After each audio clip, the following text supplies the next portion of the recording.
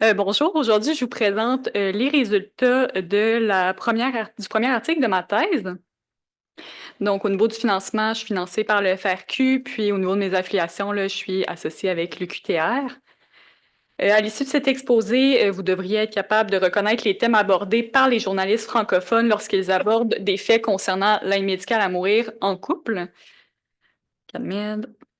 Donc, de manière générale, on sait que la population générale a assez peu de connaissances sur l'aide médicale à mourir. Donc, la manière dont c'est représenté dans les médias pourrait influencer leur opinion, mais aussi potentiellement influencer les futures politiques sur l'aide médicale à mourir. Nous, on a observé que des décès synchrones par aide médicale à mourir chez des couples de personnes âgées ont été observés, là, en fait, ont été rapportés par les médias, par les journaux un peu partout dans le monde. Puis par décès synchrone par aide médicale à mourir en couple, qu'est-ce que je veux dire? C'est que les deux partenaires remplissaient les critères d'admissibilité durant une période et ont décidé de mourir ensemble là, au même moment. Par contre, il y a seulement une étude qui a étudié ce phénomène-là, l'étude de Frey et Hall 2003, donc ça date un peu, où il y avait observé en fait une augmentation du nombre de cas d'aide médicale à mourir dans une région donnée, dans laquelle en fait on avait beaucoup médiatisé et glorifié justement un cas d'aide médicale à mourir en couple. Puis, ces auteurs-là ont fait l'hypothèse que c'était peut-être dû à un effet de contagion, comme on peut voir là, dans les suicides là, qui sont très médiatisés par les médias. Puis bien qu'on ait peu d'informations sur l'aide médicale à mourir en couple, on sait que de manière générale, il y a un certain biais positif là, dans les médias par rapport à l'aide médicale à mourir. Donc, l'objectif de ce premier article, c'était d'examiner les thèmes abordés dans les articles de presse qui rapportaient des cas d'aide médicale à mourir synchrone chez des couples de personnes âgées de 65 ans et plus. Au niveau de ma méthode, j'ai cherché ces articles de presse sur Google News et Eureka. Pour être inclus dans mon analyse, les articles devaient soit parler de l'administration ou de la planification d'un cas d'aide médicale à mourir synchrone chez des partenaires là, qui avaient 65 ans et plus.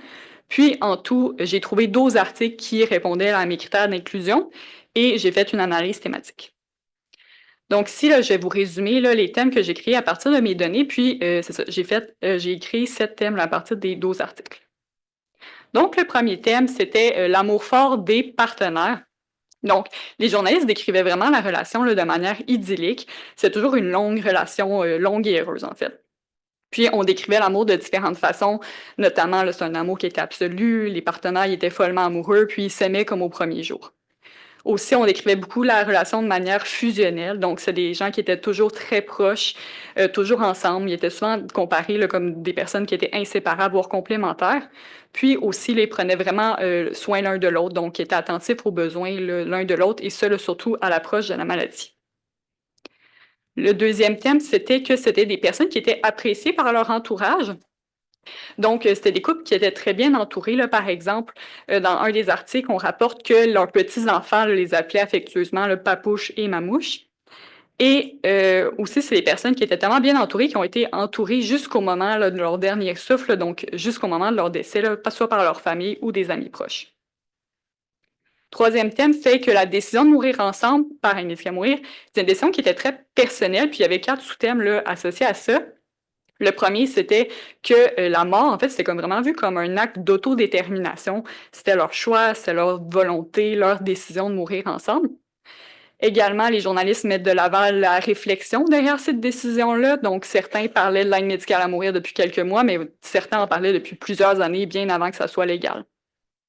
Aussi, tout ce qui touche l'aspect du consentement est vraiment, vraiment mis de l'avant. Donc, on a vraiment vérifié que les partenaires étaient aptes à consentir, puis on s'est aussi assuré que le consentement y était libre et éclairé. Donc, il n'y avait pas la pression d'un des partenaires sur l'autre, par exemple.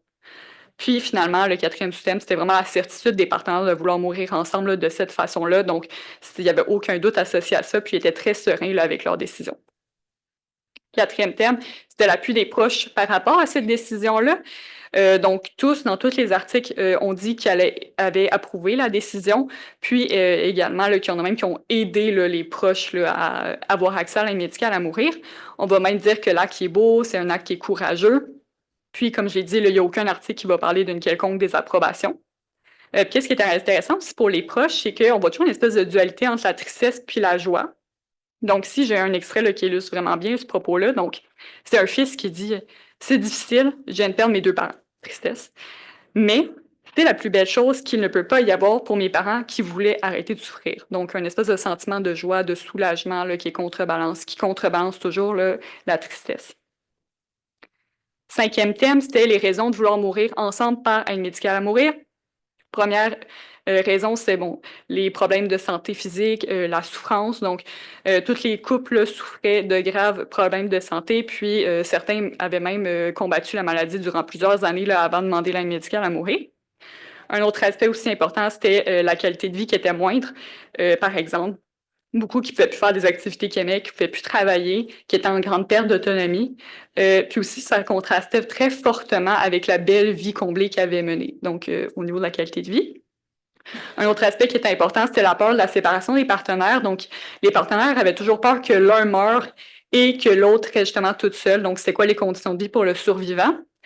Puis, dernier point, vous voyez, autre motivation, ça c'est un article, c'est un couple, c'était le seul couple qui était malade, mais pas proche de la fin de vie. Donc, il y avait des raisons un peu différentes, notamment des raisons économiques, des raisons d'être peur d'être un fardeau pour leurs proches. Et aussi, il disait que la Terre était surpeuplée, on veut mourir, donc pourquoi pas nous laisser mourir. Sixième thème, c'est la bonne mort.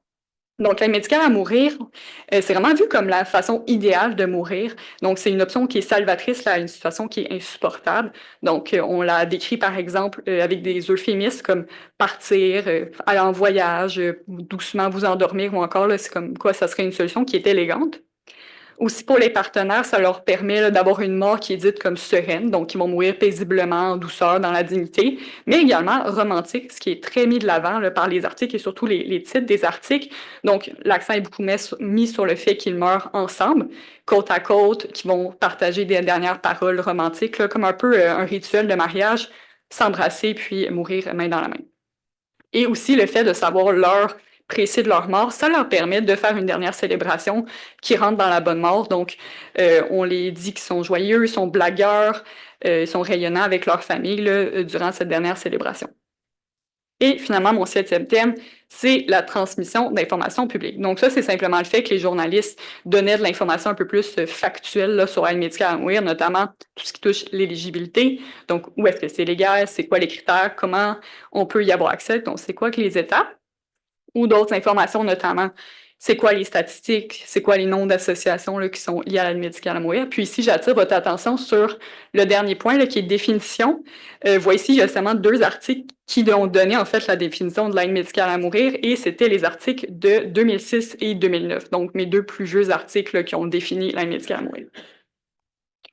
Donc, en conclusion, comme je viens de vous présenter, bien que les articles vont donner de l'information comme plus objective, si on peut dire, il y a beaucoup d'informations fondamentales qui étaient absentes de ces articles-là, notamment les définitions de ce qu'est-ce que l'aide médicale à mourir, qui était juste présente dans les 2 plus vieux articles, mais aussi c'est quoi les autres options possibles pour ces couples-là. Il n'y avait jamais été question d'autres options.